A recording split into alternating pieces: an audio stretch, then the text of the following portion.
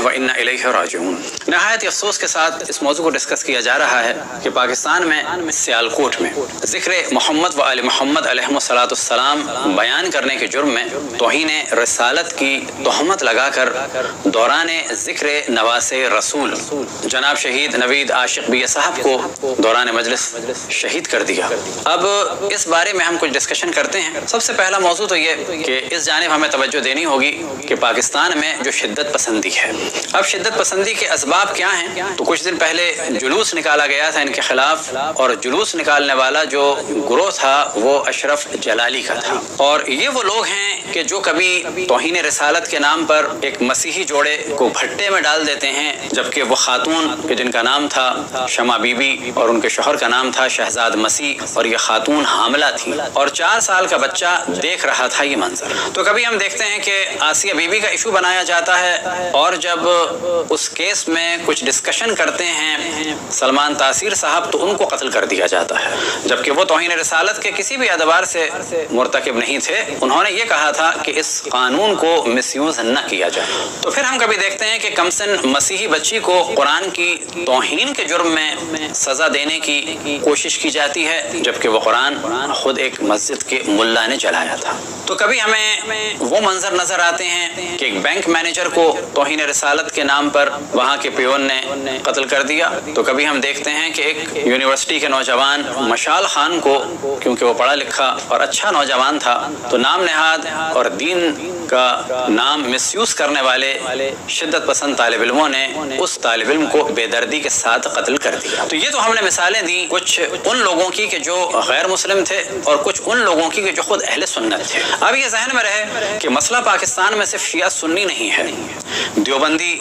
بریلویوں کو مسلمان نہیں سمجھتے، بریلوی دیوبندیوں کو مسلمان نہیں سمجھتے، دیوبندی بریلویوں کو مسلمان نہیں سمجھتے، یہ دونوں اہل حدیث کو مسلمان نہیں سمجھتے، اہل حدیث ان دونوں کو مسلمان نہیں سمجھتے، اور یہ مل کر شیعوں کے خلاف الٹی سیدھی باتیں کرتے ہیں۔ لیکن ہم سب کو مسلمان سمجھتے ہیں، ہاں ڈنکے کی چوٹ کہتے ہیں کہ ہر وہ شخص کہ جس نے رسول آل رسول کی مخالفت کی اس پر لعنت ہو، اور ہر وہ شخص کہ جو رسول آل رسول کے بغض پر مرا اسے جہنم نصیب ہو، اور ہر وہ شخص چاہے وہ کسی بھی دین و مذہب کا ہو اگر وہ رسول آل رسول سے محبت کرتا تھا تو خداوند تبارک و تعالیٰ اس کی مغفرت فرمائے۔ پہلے مرحلے میں توجہ دلائیں کہ یہ شدت پسندی آپس ہی میں ہے، لہٰذا یہ تینوں مذاہب ایک دوسرے کے مردوں کے لیے رحمت کی دعا نہیں کرتے۔ ان میں سے آپ کسی بھی مکتب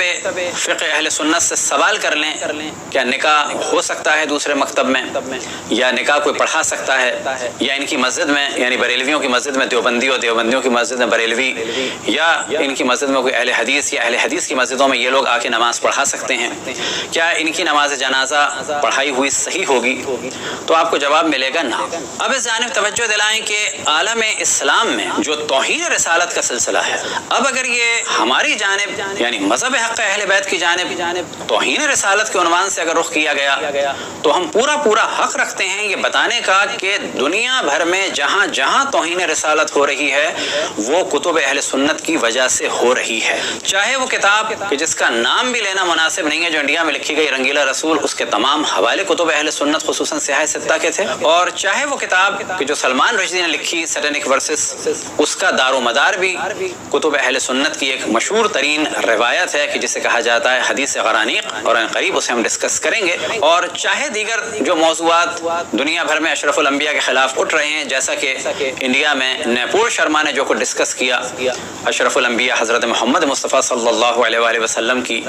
شادی سے ریلیٹڈ، تو وہ بھی ایک جھوٹی داستان تھی جو کتب اہل سنت میں جناب عائشہ کی فضیلت کو بڑھانے کے لیے اور جناب حضرت صدیقہ طاہرہ حضرت ام المؤمنین خدیجۃ الکبریٰ صلوات اللہ وسلام علیہا کی حیثیت کو کم کرنے کی ایک سازش تھی، کہ جس سازش کا نتیجہ توہین رسالت کی صورت میں نکلا اور نکل رہا ہے۔ بس سب سے پہلے ہم توجہ دلائیں کہ اس وقت ہمارے مخاطب تمام پاکستانی ہیں، چاہے وہ کسی بھی دین کے ہوں، اور خصوصاً ہمارے برادران اہل سنت ہیں جو ہمارے بھائی ہیں، جو ہماری جان ہیں، ان کے قدم ہمارے سر آنکھوں پہ ہیں، اور ہمارا جتنا بھی ڈسکشن ہے وہ عوام اہل سنت سے نہیں ہے، ان کے ان ملاؤں سے ہے کہ جن کی خباثت کو وہ بھی جانتے ہیں، کہ جن کی خباثتوں میں سے خباثت کے لیے اتنا کافی ہے کہ جب وہ رسول اللہ صلی اللہ علیہ وسلم کا نام لیتے ہیں تو بہت سنبھل کے نام لیتے ہیں کہیں آل پر صلوات نہ نکل جائے۔ جب امام حسن امام حسین علیہم الصلوۃ والسلام کا ذکر کرتے ہیں تو ہر غیر خیر نتھو خیرے کے ساتھ امام لگانے کے لیے تیار ہیں، لیکن امام حسن امام حسین علیہم الصلوۃ والسلام کہ جن کے لیے اشرف الانبیاء نے فرمایا صلی اللہ علیہ وآلہ وسلم نے الحسن والحسین امامان، ان کے لیے لفظ امام نہیں نکلتا بلکہ سیدنا یا حضرت حسن اور حضرت حسین کہہ کے، جبکہ جیسا کہ ہم نے عرض کیا کہ فاسقوں اور فاجروں کے ساتھ حتیٰ سعود کے ساتھ امام لگا دیتے ہیں، جیسا کہ سعودی عرب میں یونیورسٹی ہے جامعہ الامام سعود۔ تو توہین رسالت سے کتب اہل سنت بھری ہوئی ہیں۔ اب ہم عوام اہل سنت کی توجہ دلائیں اور تمام پاکستانیوں کی توجہ دلائیں کہ علماء اہل سنت کی پالیسی یہ ہے کہ ان کی کتابوں کی جانب کسی کی توجہ نہ ہو اور کوئی ان کی کتابوں سے چیز نقل نہ کرے۔ لہٰذا انہوں نے فتوے دیے ہیں کہ اصحاب کی جنگوں اور اصحاب کی آپس میں جو نفرتیں اور ایک دوسرے کے قتل عام کے قصے ہیں ان کو بیان نہ کیا جائے۔ یہ انتہائی حماقت کا فتویٰ ہے، کیونکہ اس فتوے میں خود ہی بیان کر دیتے ہیں کہ اصحاب کے مشاجرات اور جنگیں اور اختلافات تھے، اور پھر کہتے ہیں ان کو بیان نہیں کرنا چاہیے، یعنی خود پہلے بیان کرتے ہیں پھر کہتے ہیں نہیں کرنا چاہیے۔ عیناً یہی مسئلہ ہے کہ توہین رسالت سے کتب اہل سنت بھری ہوئی ہیں۔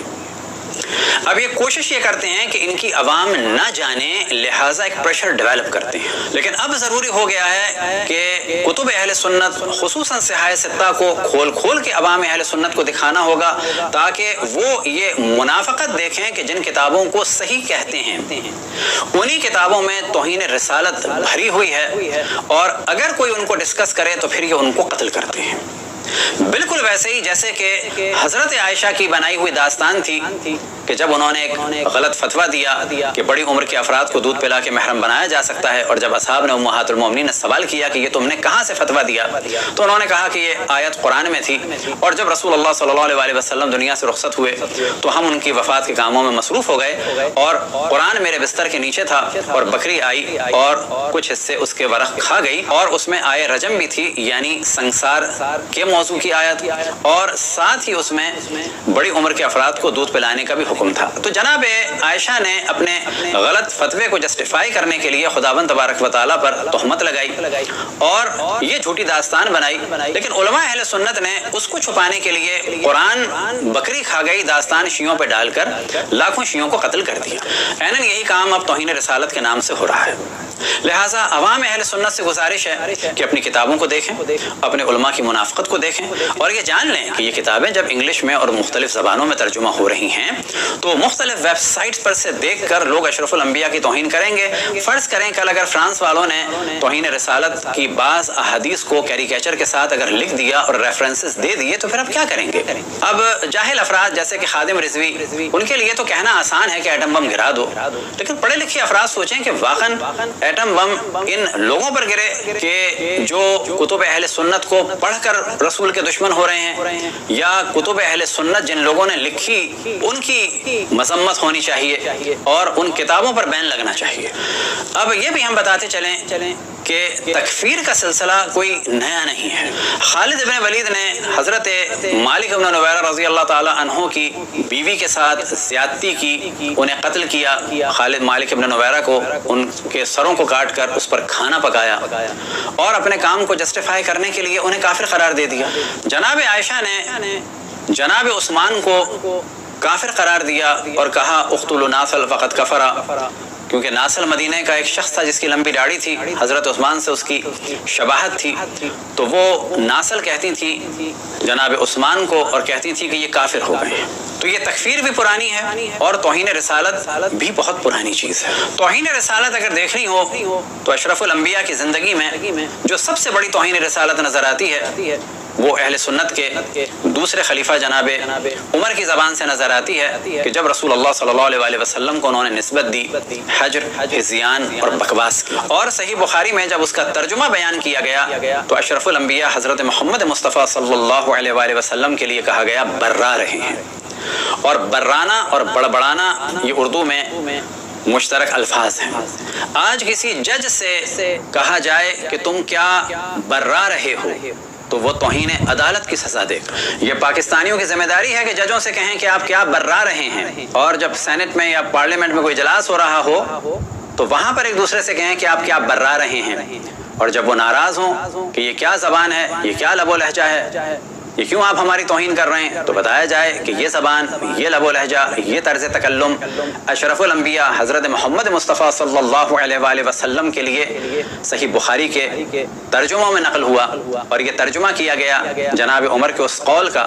قد غلبہ الوجع اور انہو یحجر اور حجر رسول اللہ اور ان الرجل لیحجر کہ یہ شخص بکواس کر رہا ہے۔ اب اس جانب توجہ رہے کہ ہمارے بھی کچھ افراد خصوصاً لاہور کے سامری کے کچھ ایجنٹ جو اس وقت سوشل میڈیا پر ہیں، اور ان میں سے کچھ ایسے لوگ ہیں کہ جن کے بارے میں کچھ نے بتایا ہے کہ یہ فیملی کے اعتبار سے مکس ہیں، کچھ ان کے یہاں قائدیانی ہیں، کچھ اہل سنت ہیں، اور کچھ ان کے یہاں شیعہ ہیں۔ یہ لوگ خصوصاً سوشل میڈیا پر ویڈیوز بنا رہے ہیں ذاکروں کی اور نوحہ پڑھنے والوں کی اور اسی طرح سے منقبت پڑھنے والوں کی، اور ان پر کفر کا الزام دے رہے ہیں۔ اور بلا شک یہ وہی کام ہے جو سپاہ صحابہ یا دیگر دہشت گرد تنظیمیں کروا رہی ہیں، خود بھی کر رہی ہیں اور ان سے کروا رہی ہیں، تاکہ یہ کہا جائے کہ شیعوں میں کفر ہے، الحاد ہے۔ تو اس جانب مومنین کی بھی توجہ رہے، اور جیسا کہ میں توجہ دلائی تمام پاکستانی ہمارے مخاطب ہیں، ہمارے جتنے بھی ادارے ہیں، حکومت وہ جان لے کہ جس نہج پر لے جایا جا رہا ہے یا جس نہج پر قوم کو چھوڑ دیا گیا ہے، یا اگر پالیسی یہ ہے کہ ہر کچھ دن کے بعد ایک ایسا واقعہ ہو کہ جس کے بعد حکومت یا سیاستدانوں سے لوگوں کی توجہ ہٹ جائے، تو یاد رکھیں کہ پاکستان بدتر سے بدتر ہوتا چلا جائے گا۔ لیکن آخر میں ہم خود توجہ دلائیں اپنے برادران اہل سنت کی، وہ ہمارے جان ہیں، وہ ہمارے بھائی ہیں، لیکن اپنے علماء کے اگر کاموں پہ آپ نے توجہ نہیں دی تو بالکل مطمئن ہو جائیں ایک بہت بڑی تعداد دین سے نکل جائے گی۔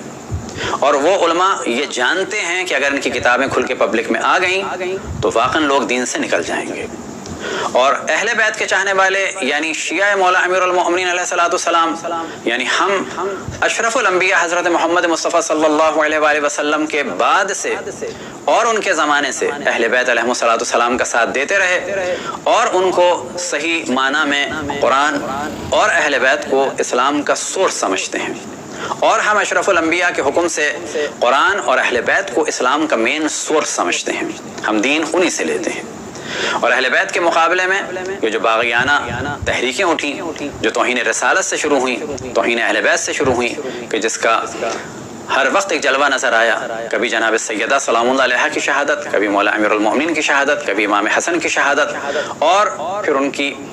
کے جنازے پہ تیر چلانا، تو کبھی امام حسین کی شہادت اور رسول کی بیٹیوں کو اسیر کرنا۔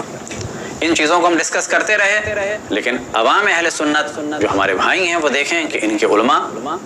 مظلومیت اہل بیت کو چھپاتے رہے، اور چھپانے کے لیے کبھی پتھراؤ کرتے رہے اور کبھی تہمتیں لگاتے رہے کہ شیعہ بچے کاٹتے ہیں، تھوک کے پلاتے ہیں، یا شب عاشور معاذ اللہ چند برے کام کرتے ہیں، صرف کس لیے کہ مجرموں کی جانب سے توجہ ہٹائی جائے، کیونکہ مجالس امام حسین مجرموں کے چہرے سے نقاب ہٹاتے ہیں۔ اب اگر یہی کیفیت رہی تو تحریک لبیک کے افراد ہوں یا جلالی جیسے دشمن رسول آل رسول کے افراد ہوں، وہ یہ جان لیں کہ یہ ہمارا حق ہے کہ آپ کو اور آپ کی عوام کو صحائے ستہ میں جو توہین رسالت ہے اس سے آشنا کریں، اس کے اردو ورژن بھی دکھائیں اور اس کے دیگر زبانوں کے ورژن بھی دکھائیں، تاکہ اوروں کو بھی پتہ چلے کہ یہ وہ کتابیں ہیں جو توہین رسالت کا